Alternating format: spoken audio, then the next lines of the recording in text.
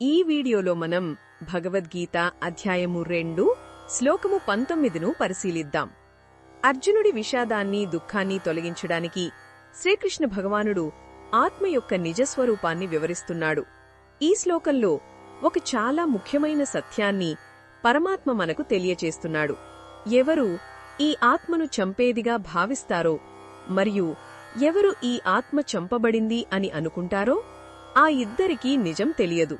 ఎందుకంటే ఆత్మ ఎవరినీ చంపదు, అలానే ఎవరిచేత చంపబడదు.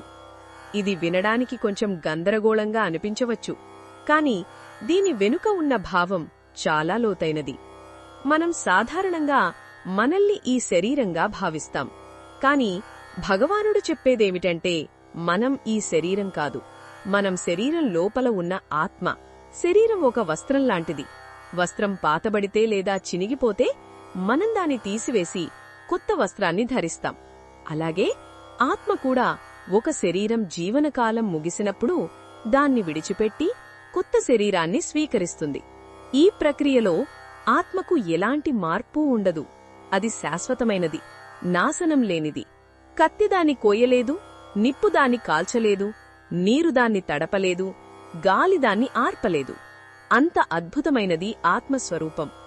కాబట్టి యుద్ధభూమిలో తన బంధువులను చంపాల్సి వస్తుందని బాధపడుతున్న అర్జునుడితో కృష్ణుడు, నువ్వు చంపేది వారి శరీరాలనే కాని వారిలోని శాశ్వతమైన ఆత్మను కాదు అని వివరిస్తున్నాడు. ఆత్మకు చావులేదు, కాబట్టి దుఃఖించాల్సిన అవసరం లేదు. ఈ జ్ఞానం మనల్ని భయం నుండి, శోకం నుండి విముక్తి చేస్తుంది.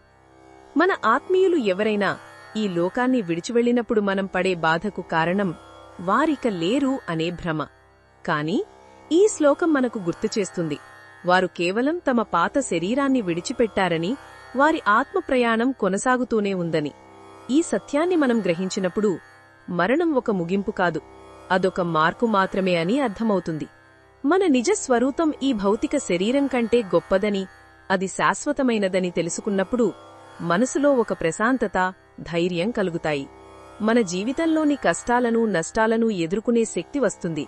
ఇది ఈ శ్లోకంలోని భావాన్ని వివరించడమే లక్ష్యం.